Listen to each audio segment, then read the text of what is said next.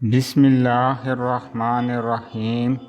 اللہ کے نام سے شروع جو بہت مہربان نہایت رحم والا ہے۔ صبر دو قسم کا ہوتا ہے، مصیبت پر صبر اور گناہ سے بچنے پر صبر۔ جس پر احسان کرو اس کے شر سے بچو۔ لوگوں سے ایسا برتاؤ کرو کہ اگر تم مر جاؤ تو وہ تمہیں یاد کریں، اور اگر زندہ رہو تو وہ تمہیں چاہیں۔ انسان کی عقل اس کی سب سے بڑی دولت ہے، اور جہالت سب سے بڑی غربت۔ جو شخص اپنی قدر خود نہیں پہچانتا وہ تباہ ہو جاتا ہے۔ دوست وہ ہے جو تمہاری غیر موجودگی میں تمہاری عزت کرے۔ جس شخص کو اپنی خاموشی پر ندامت نہیں وہ زبان سے بھی محفوظ رہے گا۔ جب تمہیں اپنے نفس پر غصہ آئے تو خاموش ہو جاؤ، یہی تمہاری حکمت ہے۔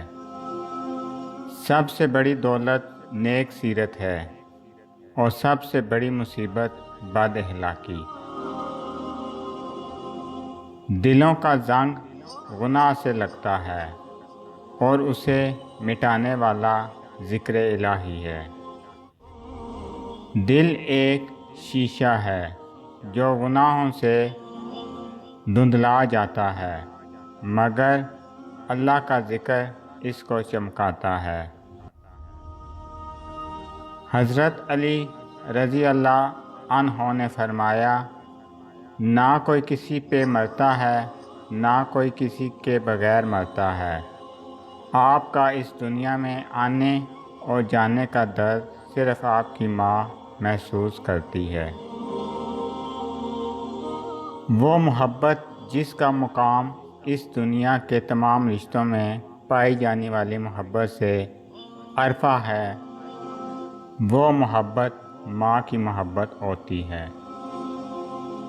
جتنے سجدے جوانی میں کر سکتے ہو کر لو، کیونکہ میں نے بڑھاپے میں لوگوں کو اکثر سجدے کے بغیر نماز پڑھتے دیکھا ہے۔